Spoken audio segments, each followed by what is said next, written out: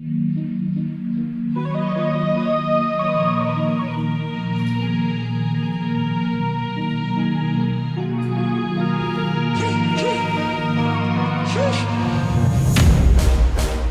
got a Taysom Hill sighting. Looks like he's going to be back from an extended injury.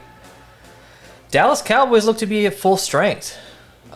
Looks like they're going to have, obviously, Dak, Amari, CD, Tyron Smith, La'el Collins, Zach Martin. Looks like all these guys could play together for the first time this year. Now, in saying that, of course, they can't be fully healthy.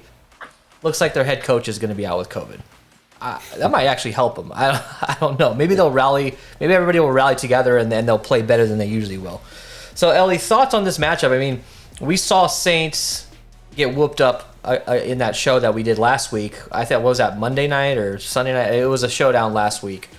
They got beat by the Bills. And we saw the Cowboys get beat up a little bit at the end of that game. That was an overtime game against the Raiders, right? They lost that game in overtime. They played pretty well. They were without two of their top wide receivers. So this matchup is actually going to be pretty interesting. I'm really happy that Taysom Smith is back. They've obviously been holding him back a little bit for whatever reason. It's going to change the way their offense is. Problem is they don't have Alvin Kamara this week again. So anyways, do the Saints have even a shot here at all at home? Yeah, I absolutely think they do. Sean Payton's still a pretty solid coach. And I don't know, man. I'm interested to see how Taysom Hill plays at quarterback tonight. His new contract is really weird. It's based on him playing all kinds of positions. So I don't know, man. And his struggle has been able to get involved in the passing game. Like, he hasn't been great throwing the ball when he's been in position. So it's going to be interesting. Now, before we get too lost on this, did you see Cordero Patterson is listed as a safety? Yeah, I did see that. Yeah, because it just reminded me because we're talking about those guys that play different positions. Yeah. But yeah, no, dude, he wants to go get a pick. And yeah, I think that's something you can do with Taysom Hill, too. Maybe Sean Payton put him on defense and he get a pick six for us. Look, Taysom Hill is incredibly cheap. I know we haven't seen him at quarterback in a long time. I think the last time he started a game was last year. It was probably week 14 against Philly. He went 28 for 38, 2 touchdowns, 291 yards. Looked okay. They lost that game, though. Look, Taysom Hill's at 9,600. And I know we talk about this every week. We've been. It seems like the past 2 or 3 showdown shows we've done there's been starting quarterbacks at 9,800. He's even cheaper than that. 9,600 for a guy that can score you, can pass you a touchdown, receive a touchdown, run for a touchdown. Well, I'm really interested in Taysom Hill, and I think everybody else will be as well. He's going to be probably the second highest owned guy behind Dak, and he should be because he's cheap enough. His median projection going against a Dallas team that just isn't, their defense just isn't that great. I mean, Derek Carr absolutely annihilated them last week. And the Raiders looked pretty good against them last week. So if the Saints can even look half as good as that, I think this can be a good matchup because the Saints' defense is not bad. I think they can stop them on the ground, and they might be able to stop them in the air a little bit more. But I'm actually less interested in the Cowboys' run game, especially Zeke in this game, because he has been injured quite a bit. We saw it last week. He still got you there in most cases. I think he had let's see, what did he end up with? He had 16.9 fantasy points. That's not the end of the world. But with a guy that cost you 10.8K on this slate, you might need a little bit more from him. You really do. And let's be fair, Zeke kind of vultured a touchdown there. Yeah. That was a Tony Pollard touchdown. I mean, if that goes any other way, right, that's a 6-point swing, which does not help much at all. So, and we'll get into that when we get to the running back part. But I think it's going to be an interesting day to kind of just go with some of the value, or not the valuable players, but just the studs from Dallas. I think there's enough value on the Saints side that you really don't have to overthink much here. I think you can really stick with the pass game studs, in my opinion, for the Cowboys. They're at full strength in that side of the ball. So I really think you can do that, and then you just figure it out on the other side. Put Taysom Hill in pretty much every one of your lineups, and then figure it out from there. So Dallas is going on the road. Another Saints home game on a showdown slate. Dallas is minus 249 on the money line. They're 6-point favorites on the road. And look at that ownership difference. This is a 46.5 point total. So really not a high total. This isn't a division rivalry. like we've been talking about, these week 10 and later division rivalry games are usually hitting the under. I think that this has a chance to shoot out in this particular game. We'll just see how New Orleans does. If they can keep it close, I think this can be a shootout. -6 on the road for Dallas. Do you think they're is Vegas giving the Saints not nearly enough credit? No, I don't think the Saints deserve much credit at all. They're 0-3 their last 3 games. They lost 4 straight. 4 straight. Okay, yeah. So they are who we think they are. They're not a very good team. Got to throw in the Denny Green. Wait, the Bears are what we thought they were. What we thought they were. A 12-year anniversary. Anyway, something like that. Look, I'm just not excited for New Orleans. This should be an opportunity for Dallas to kind of get everything back together, get their pieces right, and just really rebuild some momentum. They've had a couple tough losses, and this is a team that should be one of the top teams in the NFC. So they really should blow out the Saints here, but I don't know. We'll see what happens with the defense. I think this is about in line. And I honestly think you should probably give a couple more points to Dallas. Yeah, I think this could absolutely be a big game for Dallas. They can come out and absolutely destroy the Saints. I'm just curious if how big of a deal not having a head coach who's more of a game manager, sort of general manager type coach. How I'm much with that's you, man. I think this actually helps them because he calls some weird stuff. He's punting when he shouldn't be punting. He's not using timeouts when he should be. Right? If I know you should be using a timeout in clock management situations, you probably should be doing it. Yeah. I'm not by any means on the level of Mike McCarthy. So I think that they'll kind of just leave it in Dak's hands. Let him do his job. I think Dan Quinn or is it Ben McAdoo is filling in as the head coach for the Cowboys. And for the love of God, I wouldn't let him touch any play calling. We saw what he did with the Giants, what killed the franchise. Yeah, so Kellen Moore is the guy. Kellen Moore will have all the control over that. Yeah, exactly. I think they're going to give Dak some opportunity just to own the game entirely. Don't rely on Mike McCarthy and his dumbass calls to get you caught up. So injuries, Cowboys. Mike McCarthy out with COVID. Amari Cooper he's technically questionable, but he was activated off the COVID list. 90% chance he plays. I don't see him not playing. The question here is, he still had symptoms up until yesterday. He was having coughing symptoms and things like that. He did get on the practice field, and he was activated. But how much conditioning wise is it going to affect him? We don't know. Do they play him the whole game? Do they give him a couple plays off? Do we see some more Gallup? Do we see some more? Cedric Wilson's out for this game too, so there might be some switching around going. I mean, he could absolutely go off, and we know he has that capability. But I think a guy like CeeDee Lamb is the safest option here. You've got Jarwin still out, Cedric Wilson's still out, and when it comes to the Saints, Kamara's out still. He went out in week 9. They haven't won a game since week 8. It's not a coincidence. They need that guy. Adam Troutman's still out, and Ingram is back from an injury. He had a knee injury. He's going to be back. He was only listed probable, I think, early in the week, and I don't even know if he's on the injury report this week. So having Ingram back is a huge deal. We saw it last week. Tony Jones, he got 16 carries, and he was $600. And if you watched the show last week, we're like, why would you not just play this guy? He's $600. He was limited to under 2 yards a carry or something insane. I mean, they just did absolutely terrible. Montgomery ended up being the guy in the optimal, and he was only $200 because he was getting some of the pass game stuff. So having Ingram back does give them a boost, but I still think we can consider guys like Tony Jones and Montgomery. Montgomery's priced up a little bit as well he should be. All right, so we talked about injuries. Let's stop wasting time. Let's just get into the breakdown. Break it down. All right, Ellie, so you want to handle the quarterback situation here? Yeah, I mean, this one is not going to be too difficult at all. I think you get as much Dak Prescott as you possibly can.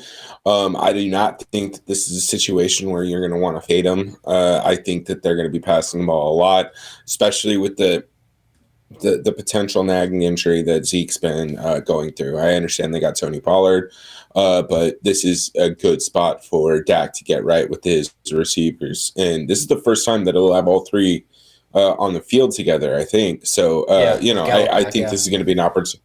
I think this is going to be an opportunity for them just to run it up here a bit. So moving on to Taysom Hill. Play Taysom Hill. He's going to have opportunity. Even if he goes out and does not have a great passing game, there's a very good opportunity for him to have 10, 11 carries for 100, Absolutely. 120 yards Yep. And 2 touchdowns, right? I think that he's also a captain option because you can consider him almost like a running back type situation here. I think that he's a reasonable captain option. I want to see what ownership is like as we get closer to lock. Just because I'm sure that everyone's kind of on that boat too. Like they finally get a chance to play Taysom Hill, spend a year and a half. So I think that we're going to see a little bit of him a captain. Yeah. But as far as I'm concerned, both these guys are going to be in my flex. We'll get into some other positions later where there's all kinds of value. So I really have no intention on fading any of these guys in any lineup. Yeah, agreed. And look, even a guy like Taysom Hill lining up as a wideout while Ingram gets a direct snap or Montgomery gets a direct snap on the goal line. I mean, we're going to see a lot of crazy shit. They're 5-6. They're 5-6 this year.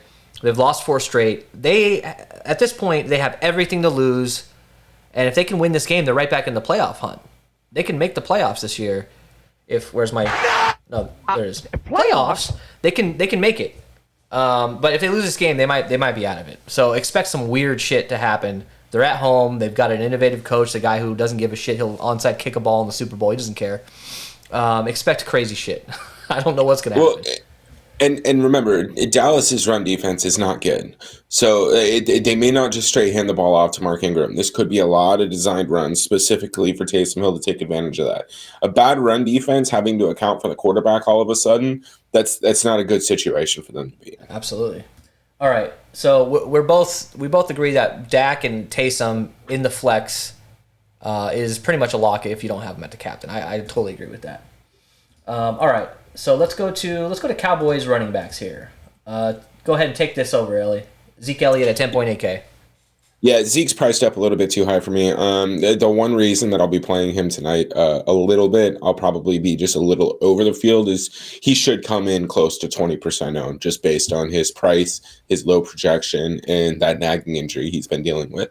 For me, it's easy leverage to get on one of the best players in the NFL. So I don't mind throwing a couple dollars at that just for a leverage play, not even looking at his projection. Other than that, I'm not going to be piecing him in specifically to any of my lineups. You may want to do a captain lineup with him to kind of just account if you don't feel like doing a bunch of lineups with him into flex. Going with the field, you might be able to just capture that value by throwing him at captain. Did it with J.D. McKissick the other night, right? I wasn't too high on getting him in solo lineups. So I had him at captain. I think that's a good way to kind of get some leverage here. And call back to that Washington game. I think this is a similar situation as well. This is an opportunity to maybe play Tony Pollard at captain as well and kind of do the handcuff with him and Ezekiel Elliott. I don't necessarily know that the handcuff's going to be quite as beneficial just because of the pricing that we're looking at on Zeke.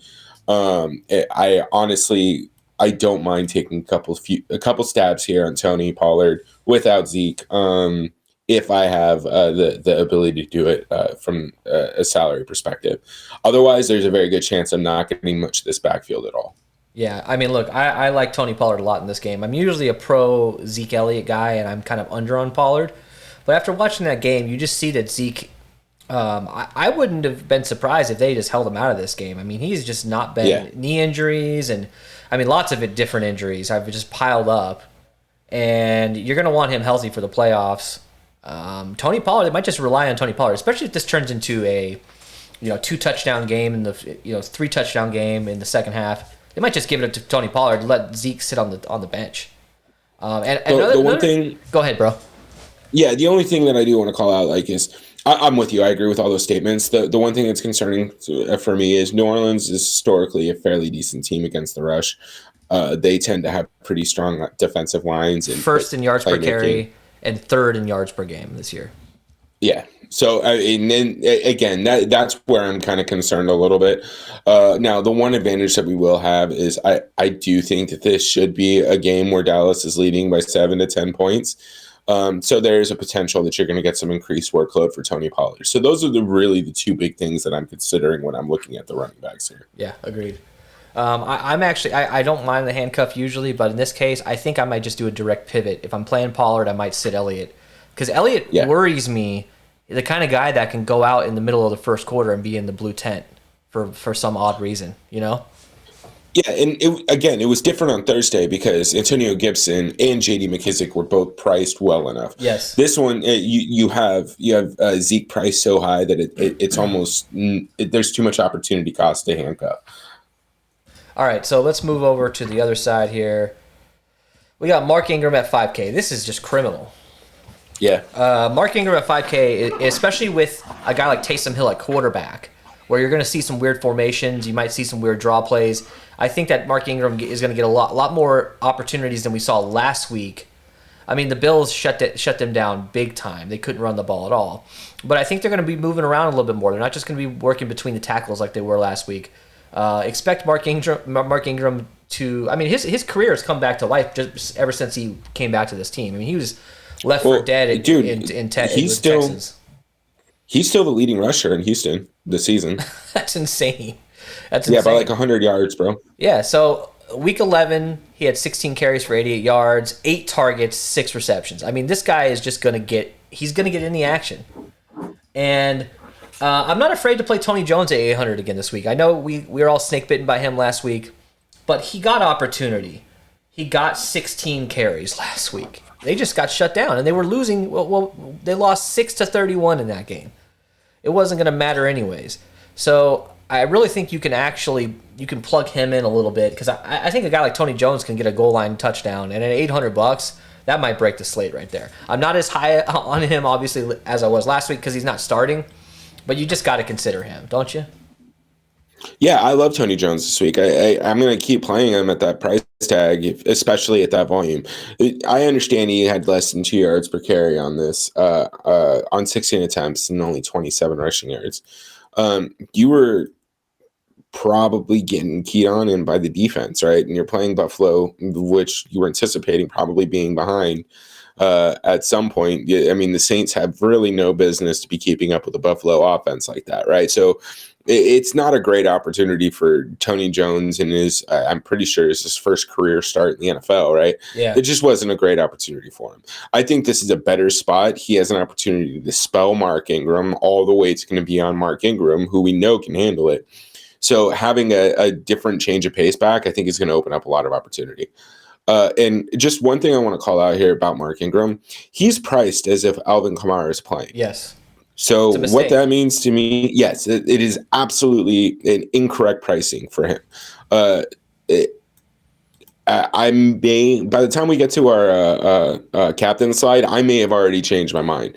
I was kind of leaning towards Mark here a little bit, but Mark Ingram might be the best play on the slate today, and I'd be surprised if he's under 60% owned. And the field is along with us. I mean, we're not doing this. Isn't a bold take. He's going to be 50% owned as of now, based on projections, and it'll probably be like 10% owned in the captain. You would think because of that price tag.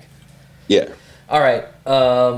So wide receivers for the Saints, you got Traquan Smith. I mean, look, this team is not very good when it comes to the wide receivers. They don't have a number one.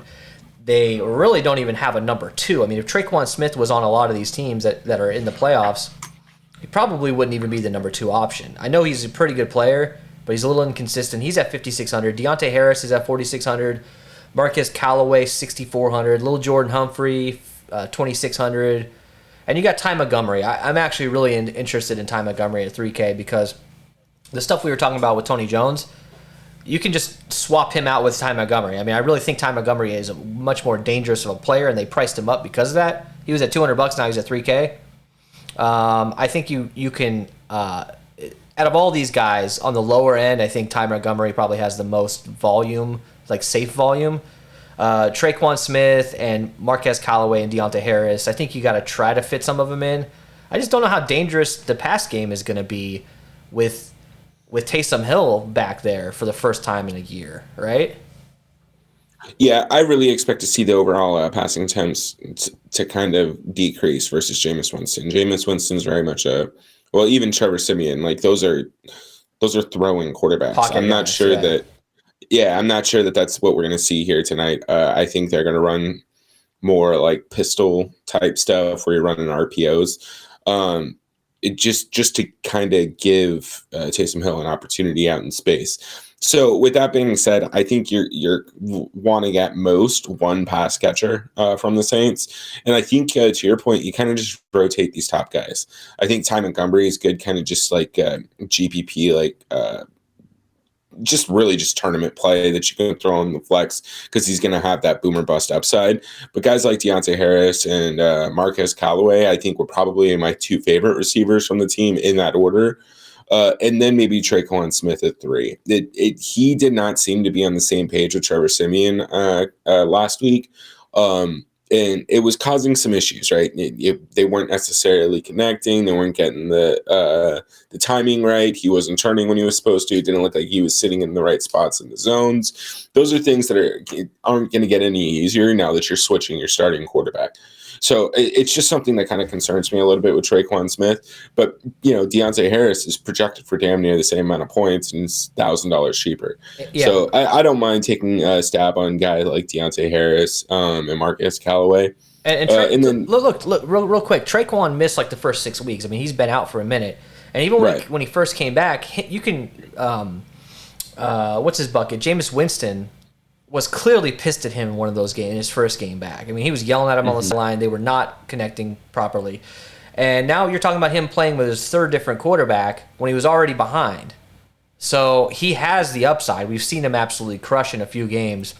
But reliability-wise, I just don't know that it's there. So I totally agree with you, man. You got to probably just get one, maybe two at max of these guys, unless you're talking about Ty Montgomery because he's a little bit more of a Swiss Army knife kind of guy. And honestly, you got to think the average depth of target in this game for the Saints is going to be like 10 yards. I mean, they're not throwing down the field more often than they will go short. You have to think that. Go ahead, bro. What were you going to say? No. That's pretty much it. I'm right on with you. Those are the only guys that I'm looking at.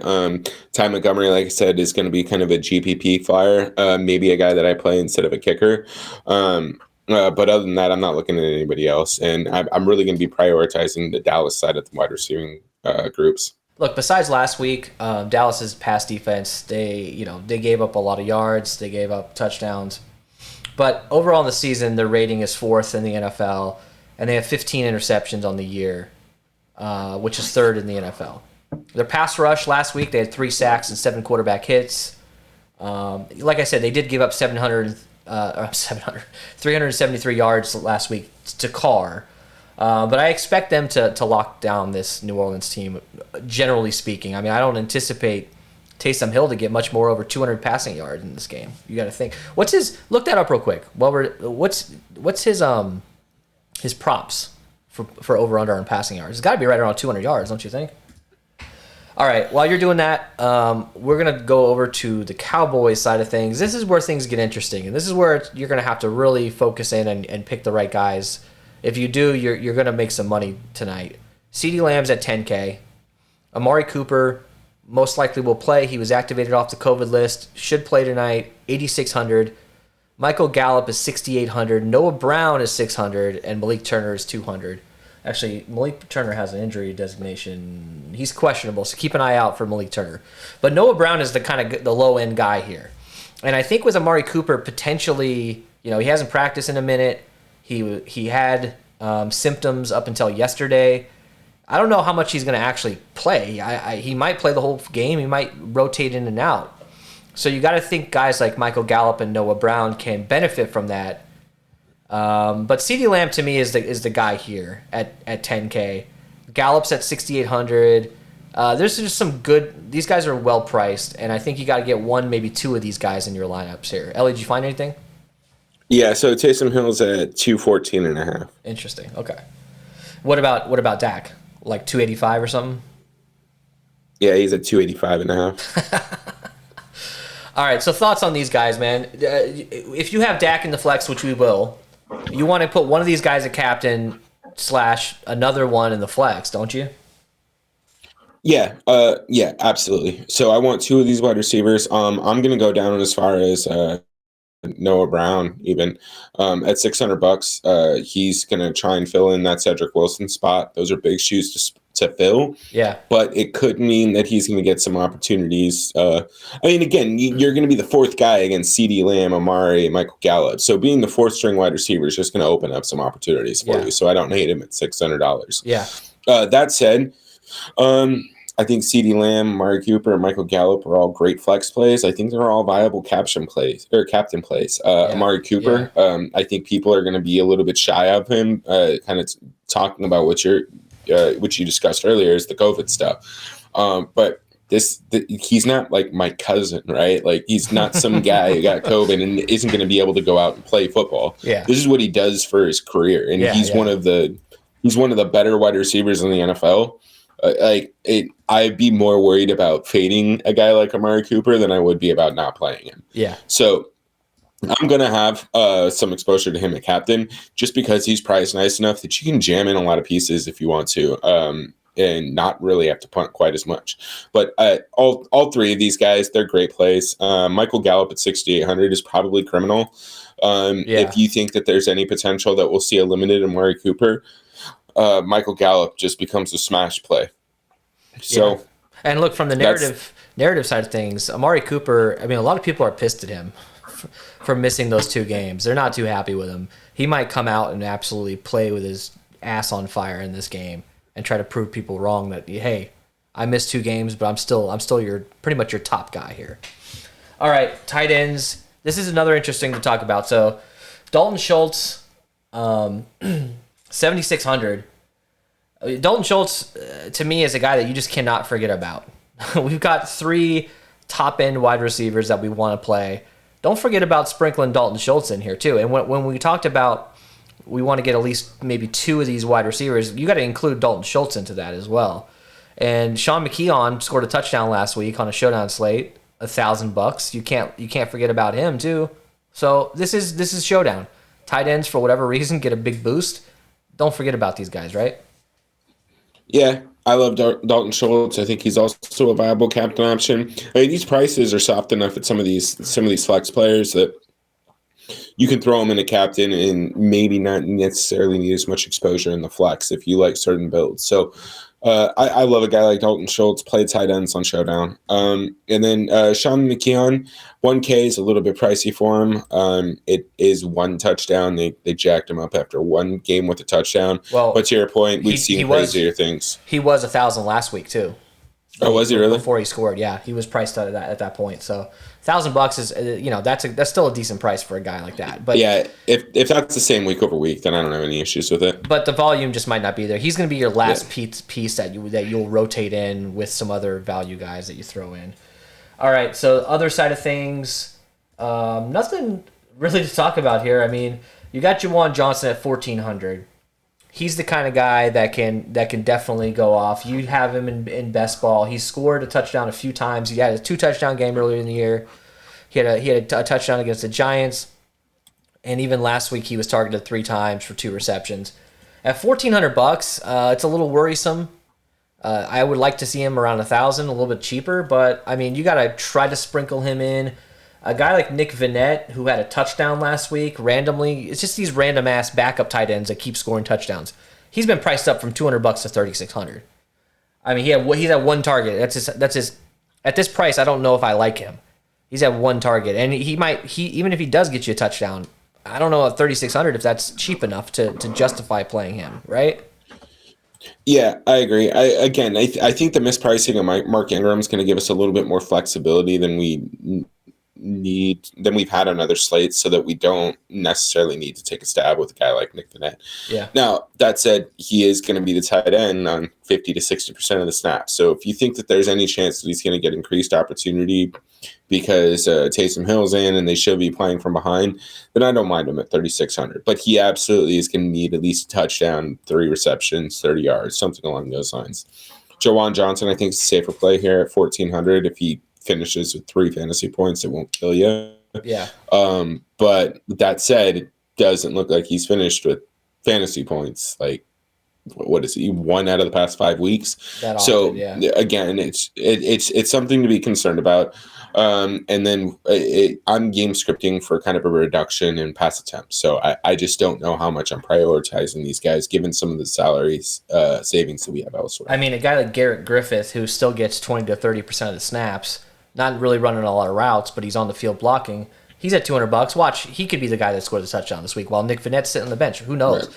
And one thing to point out here, with a team like the Saints and a guy like Taysom Hill, who on the goal line, they're going to be in shotgun, they're going to be running RPOs, they're going to be doing these weird gadget plays. A tight end into the corner of the end zone, it'll be open. So one of these random dudes could get a little bit more of a boost than a guy like Simeon, who's just a straight drop back passer. All right, so kickers and defense. So we'll start with kickers here. Will Lutz is out, I believe. He's on injury reserve. Yes, so you got Zerline and Brett Maher. They should be 15 to 20% owned. This is a little bit of a lower total, so maybe expect some field goals from a guy like Brett Maher potentially if they get stalled in the red zone. Anything else to talk about with the kickers? I mean, are you higher or lower than typical in a game like this? Greg the Leg should be a little bit more in play than Brett, just because they'll be playing from ahead, so they'll be more likely to take touchdown or take points when they can get it. Saints will probably need to score and go for it. All right, so look, the Cowboys are 4,400. A team like this that can cause turnovers. You got Diggs. You got these guys that are really aggressive in the pass game. And a guy like Taysom Hill wasn't throwing the ball consistently in like a year. You could expect to see a pick six or a fumble recovery for a touchdown. And at 4,400, you got to kind of consider the Cowboys, and you got to consider the Saints too. I mean, I think I like the Cowboys a little bit more, but they're priced very similarly, and they're both projected between 10 to 15% ownership. I think I prefer the Cowboys in this matchup, don't you? Yeah, absolutely. I don't mind the Cowboys here at all. I do think there's opportunity for them to get picks. The one thing that I am also concerned about, though, is they do have the potential to give up a lot of big plays, chunk plays. Yeah. Because of their aggressiveness on defense, they jump routes a little bit too much, and that's what we've been seeing a lot from Trayvon Diggs. He'll jump route, get an interception, pick six, and he'll give up a 70-yard touchdown the next play. Yeah. So that's just something to keep in mind. I like the Cowboys defense, though, especially against a quarterback making his first start in the season. It's just sometimes you just want to buy low when you can on these guys. Yeah, I personally believe that this game can hit the over, that it can be a little bit more of a shootout than we're expecting. So I'm not huge on the defenses, but you just got to consider playing some defenses, sprinkling them in, especially against a guy like Taysom Hill who can make mistakes. All right, so how many fantasy points did they have last week? Let's see, 5. They had 5 points, and they gave up 36. Yeah. So that's kind of a big deal, right? And that's with a touchdown, stuff like that. I don't know. I mean, if you think that they're going to get a kick return touchdown, a pick six, something like that, then you can see how much that touchdown helps you out after you've given up a shitload of points. Yep, and I mean they did. Yeah, they did. You want to have some fun here. You do the weird Tony Pollard Dallas defense stack. So I don't think it's gonna work, but hey, it worked last week. But yeah, they only gave up 5. I mean, they only got 5 points. So fade of the night, Ellie, you're not really into fading anybody. Is there somebody that you're not as high on that you think you might be a little bit under the field this week on? I guess Zeke, kind of after we talked about it a little bit more here. But again, I'm going to be a little bit more balanced. They just have too many talented players to really want to fade somebody. And the way the pricing worked out on the Saints side, you really should have the ability to play pretty much whoever you want without getting too crazy tonight. I'm not super excited about Zeke this week. I usually am, but just watching him in that last game and knowing all his injuries that he's dealing with, and especially if we think this game can be a little bit more of a blowout when it comes to the Cowboys in the fourth quarter, you just might not see as much of him in this particular game. And we saw Tony Pollard absolutely go off. I mean, he didn't have a good rushing game last week, but he's the hot hand right now. And why really risk injury on Zeke when you could just give it to Pollard and save Zeke for later down the road? I might I might be like way under on him in the flex and be with the field or above the field with a couple captain lineups just in case if he goes off. All right. Here's our crown their ass segment. Denny Green, rest in peace, man. Cardinals just came out with a little documentary about that whole Monday Night Football fiasco. That was pretty interesting to watch. Denny Green hit it. Now, if you want to crown them, then crown their ass. So Ellie, you're saying originally saying Cooper if he plays, which he most likely will, but you were also kind of thinking a little bit of what's his bucket, right? At running back, Mark Ingram. Yeah, absolutely. So Amari Cooper, I don't think this is too much of a bull take here. Priced right, dude can go off at any time. As long as he's healthy tonight, I think he's great. But Mark Ingram at 5K, kind of just looking at his initial projections, it's just he's just not priced right. Like this might be an opportunity for us to not overthink it. Just throw him in. The dude ends up with a touchdown and 100 yards. Like he probably will end up being the optimal captain just because he's priced so low. So it's just something I'm probably going to end up leaning towards. I might have about 50% captain Ingram at this point now. For me, Pollard is a risky captain, don't get me wrong, but he's priced right. And he's like the 13th or 14th highest owned captain, which just jumps out to me as being a little bit too low owned to me. He's not going to, for example, like he's, 4% in the captain or 3% in the captain. I might have 20% of him, and that's like going way over the field. I'll do guys like CD, Cooper, Ingram. I'm going to spread it out quite a bit this week, and some, obviously some Zeke at captain, but not in the flex. All right, so let's build a lineup. Let's see where we're at here. Let's go ahead and just optimize and see what Roto Grinders wants to give us here. Ingram captain, there you go. Greg the Leg, Gallup, Lamb, Taysom, and Dak. So it's a 2-4, which I don't hate. And just like we said, you got two pass catchers from Dallas. It's kind of interesting. I don't know. I don't hate this. I'm going to save this lineup. Yeah, I like that. All right, who do you want to build with first at captain? Let's start with Tony Pollard. Okay, let's just see how this is. 11.7K at the captain spot. Let's put in Dak. Let's put in Taysom. That's a solid core to start out with, and then let's go ahead and find our wide receiver choice here. Now, with a cheaper guy like Pollard, we could go with a CD Lamb right off the bat. Do you want to try that and see what that gets us? Yeah. All right, now we kind of got to go Mark Ingram here, right? Yeah, I like it. Mark Ingram, that leaves us with 1,900. So where? Let's see where we're at here. Juwan Johnson at 1,400, McKeon, Tony Jones, Noah Brown. I mean, I'd rather go Noah Brown over any of those guys. There's a chance he's limited, but because of all the wide receivers are healthy now. But Cedric Wilson's still out. Who do you like most there? Like Juwan Johnson, maybe? I like Juwan Johnson if you want the New Orleans side of this. I like Noah Brown if you prefer the 4-2 stack. So I think there's a couple different builds that I'm comfortable with here. And just rotate the pieces in as you need them. Now, this is clearly a tournament build. You're not playing this in cash, or you're not playing this in small field tournaments. But as a tournament build, I like where this is going. So let's pull out Lamb and let's put Amari in and see what that gets us. So let's go right back to Ingram. 3,300. Now, can we get one of these wide receivers from? You can get Ty Montgomery. I like Ty. I like this. That's fine. I like this better. I'm going to save that one too. So a pretty solid tournament lineup. 120,000 entry tournament lineup. This is one of these lineups that you could sneak into a top 10 spot. Ooh, one more. Go from Coop down to Gallup. Yeah, let's try it. Gallup. And then Ingram. That's 5,100. That's going to get us Deontay. Yeah, It's going to get us Deontay. I don't mind that either. Yeah, there you go. So you see our core here. Basically, Dak, Taysom, one of the wide receivers at minimum, Ingram, and then go different at captain and go different at that last spot. All right, so let's go Ingram now and see what we can get.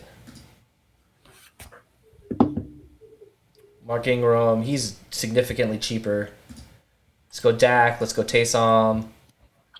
Now, let's go. You want to go CD? Yeah, let's go CD. Let's go 2 receivers here, don't you? Don't you think? Maybe CD and Gallup? Let's do CD and Gallup. 4,300 remaining. That gets us the kickers. That gets us one of the defenses. That gets us a Nick Vannett, a Ty Montgomery, maybe a Greg the Leg here. That's a 2-4. It's kind of like what we saw in that opto. Yeah, I think this is the opto. So let's come off Greg the Leg. Let's actually go down to Nick Vannett. Nick Vannett, okay. Or a guy like Montgomery too. Either one. Exactly. I'm actually going to leave Montgomery in here because Nick Vannett is priced up quite a bit. I don't like that. So let's try this. Let's come off CD. Let's go to Coop here. Okay. Amari Cooper. That's going to get us 5,700 for the last spot if we want to stick with Gallup, or we can go down to somebody else, or we can go to Schultz even, You want to try that? Yeah, let's go to Schultz. Well, hang on. Let's just see what this gets us. So you can get Traquan Smith here. That's pretty nice. That's cool. And if you want to go ahead, I'm sorry. No, keep doing that. Go ahead and throw in Schultz. I want to see what it gives us. That's 4,900. Yeah. So that gets us Deontay Harris. Deontay Harris. Okay. I don't hate that, man. I don't hate that. It's a 3-3 with Ingram at captain, Hill, and Harris, and then you got Dak, Amari, and Schultz. Hey, that's not bad. It really isn't bad. So one more time, let's instead of Amari Cooper, let's throw in Gallup. Leave Schultz there. Okay, let's go with Gallup. Yeah, this is interesting. Gallup and Schultz as your 2 pass catching options. Nobody's gonna have that combination. Then you can get up to Marcus Callaway. Yeah, 6,700. That gives us Marcus Callaway. Cool. I like it. Saving that one too. All right, let's do. Do you want to do Amari or CD at captain here? Let's run Amari. I guess we should, considering that's my captain choice. Yeah. All right, Dak, Taysom. I mean, the core for this slate is pretty easy for me. Like, I'm gonna have a lot of Prescott, Hill, and Ingram. Throw in Tony Jones. All right, let's try it. Tony Jones at 800, 9,900 for that last spot. That gets us. We already got Taysom. That gets us Amari. We already got Amari. It leaves a lot on the table and go down to Tony Pollard. Okay, so how about this then? Let's go with let's throw in Dalton Schultz and then see what it gives us and what can we come up off of Tony Jones. Tony Jones, okay. Dalton Schultz, 3,100 for the last spot. It gets us Ty Montgomery. I don't hate that, dude. Or little Jordan Humphrey, Jawan Johnson. Just go down the list. Even go down to Noah Brown in a situation like this. You can go down to Michael Gallup from Schultz and still have a little bit more if you want to go up. I'm sure that'll get you closer to Deontay Harris. Let's try it. Let's come off of Schultz and go to Gallup. 3,900 left. Saints defense or Nick Vannett. No, so it didn't do quite enough. Yeah, it doesn't do quite enough, but it's just a variation, a nice variation. Yeah. All right, let's do one more. Let's get CeeDee Lamb here. We got to go with CeeDee Lamb in this. It would be criminal if we didn't play a captain lineup with him. Let's do our core. Let's get Ingram in there. And 8,600 remaining for 2 spots. So where do we want to go? Do you want to get another wide receiver, or do you want to try to fit in 2 more Saints? See, CD, Dak, Taysom. Look, you know what? Let's see if we have any Saints we want to prioritize, and then we can make that decision. Yeah. Who have we not gotten enough of here? Let's see. I mean, if it was it's still hard not to like Deontay Harris, though. I agree. Look, if it was me, we're not going to leave it like this, but I would go with a Tony Pollard and then fit in Tony Jones or Noah Brown for the last spot in a situation like this. You know what I mean? Like Noah Brown. It's a little riskier because, look, you got Noah Brown, you got CeeDee Lamb, you got Dak Prescott, and then you got Tony Pollard for the run game. I kind of like that. But let's just go a little bit more conservative here and try to get a middle-of-the-range guy that we like from New Orleans. Do we like Deontay or do we like Traquan or Marquez? We can go with any of them. Let's start with Marquez. We haven't had any of him yet. Okay, 2,200 left. So we're right back in the Juwan Johnson, McKeon, Tony Jones area. So you could throw in a Juwan. I actually think out of all these guys, Tony Jones is the safest bet because he's gonna probably get the most volume. But hey, yeah, I think Tony Jones. People are gonna be snake bitten. I mean, he was 50% owned last week in that game, and even in the main slate, people played him. No one's gonna want to play him this week. No one. And if you don't like this, dude, you just go down to Deontay Harris. You free up $2 more grand, almost $2,000, and I'm sure you can get up to a kicker or something a little bit safer. Yeah, you can get a kicker. You can get Brad Maher or defense or whoever. Yeah. Yeah. Hey, this is an interesting slate. Typically speaking, there's a lot of times where we are in this final thought segment, and I'm like, man, this is going to suck to build later. I don't feel that way right now. I think I'm going to have a lot of fun building later. So, thoughts on low owned guy that can score in this game, and what's your final score prediction? Low owned guy that can score, Tony Jones. Final score prediction, let's go 34-17. I agree with I agree with Tony Jones. I'm going to go with Ty Montgomery this week. I think he can go off and score again this week. What did you say? 34-17. Hey, you're 31-17. You know what? I'll go 31-17 since you didn't do it this week. All right, guys. Thanks a lot. Obviously, throw us a like down there and comment for us and subscribe. Help us out. We appreciate it. Let's get to 50 likes again. Let's do it again. Why not? All right. We'll see you guys later.